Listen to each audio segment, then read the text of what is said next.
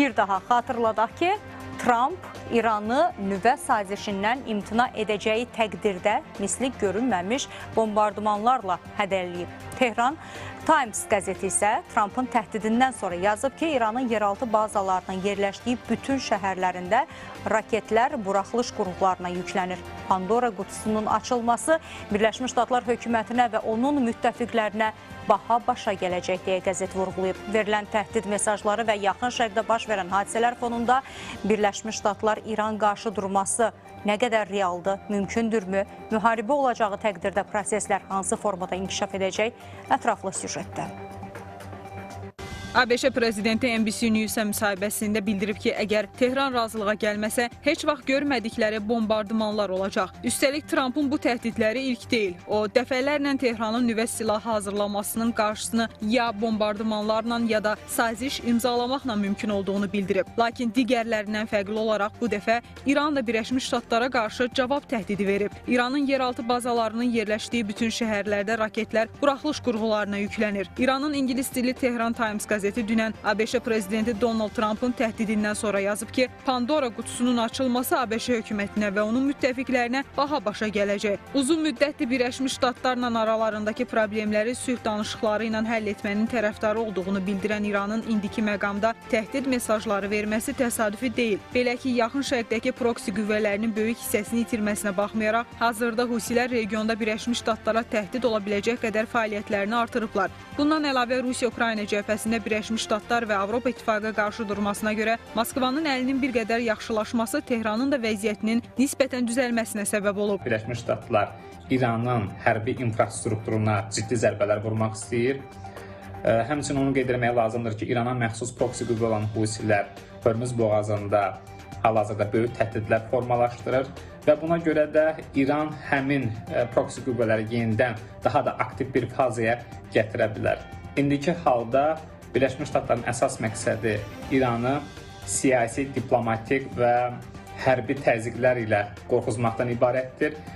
Ancaq hələ ki geniş müharibə olacağı ilə bağlı proqnoz vermək olmaz. Amma Husilərin fəaliyyətini artırması və Moskvanın indiki geosiyasi vəziyyəti mümkün Birləşmiş Ştatlar İran qarşı durmasında Tehrana fayda verməyəcək. Çünki Avropa, Asiya, Yaxın Şərqdə eyni anda müxtəlif həmlələr həyata keçirən Trump administrasiyası geosiyasi vəziyyəti öz lehinə yenidən dizayn edir. İran və ona yaxın olan ölkələri sıradan çıxarır. Belə ki, Çinə müxtəlif təzyiqlər, sanksiyalar tətbiq etmək, eləcə də Tayvana dəstəyi artıraraq Pekinin bütün diqqətlərini öz üzərinə çəkməsinə səbəb olub. Eyni zamanda Hindistana F-35'lərin, həmçinin bir çox ABŞ istehsalı silahların satılması ilə bağlı təkliflərin irəli sürülməsi, Trumpın Şimali Koreya lideri Kim Chen-inlə əlaqələrini düzəltmək istəyini bildirməsi kimi amillər də bu faktı gücləndirir. Hazırda hər nə qədər İranın arxasında durduğunu qeyd edən ölkə varsa, mümkün savaş senarisində çoxu Tehran rəhbərliyindən üz döndərmə potensialına sahibdir. Bütün bunların fonunda Molla rejimi Vaşinqtonla mümkün olduğu qədər müharibə riskindən qaçınmalıdır. Əks təqdirdə Birləşmiş Ştatların əsas hədəfi İranda rejimi devirərək Ağ Evə Sadiq Şah dövrünü bərpa etməkdir. Amerika Birləşmiş Ştatları İsraillə İrana qarşı müəyyən hərbi əməliyyatlar keçirə bilər. Məsələn, öz hərbi aviadaşıyıcı gəmilərini, həmçinin İsrailə verdiyi Bunkerdağdan bombaları gətirib. Və bu proseslər təbii ki, İrana qarşı hərbi əməliyyatları özündə ehtiva edir. Amma əgər təzyiqləri göstərərsə, İran real təhlükəni hiss eləsə, təbii ki, müəyyən dərəcədə danışıqlara gedəcək. Amma gələcək perspektivdə İranla ABŞ-ın arasında müəyyən hərbi əməliyyatlar mümkündür. Amerika Birleşik Devletleri yakın zamanda İran'ın Rusya ve Çin ile olan ilişkilerinin bozulmasını temin için hamleler geliştirmektedir.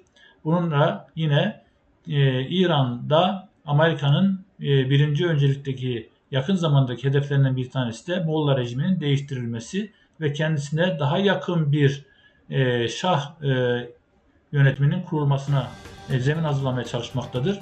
Şahzade Pehlevi soyundan gelen birisinin İran'a getirilme hamleleri Amerika tarafından esasında uygulamaya alınmıştır. Göründüyü kimi dünyanın bir bölgəsində baş verən siyasi proseslər digər bölgələrə ciddi təsir edir. Hazırda isə Birləşmiş Ştatlar, Avropa, Asiya, Yaxın Şərqdə daxil olmaqla bir çox regionda yeni oyunlar oynayır. Odur ki, eyni ilə Çin, Hindistan, Rusiya kimi İran da təmkinlə davranmalı, prosesləri doğru analiz etməlidir. Əks təqdirdə Vaşinqton istəyinə nail ola bilər.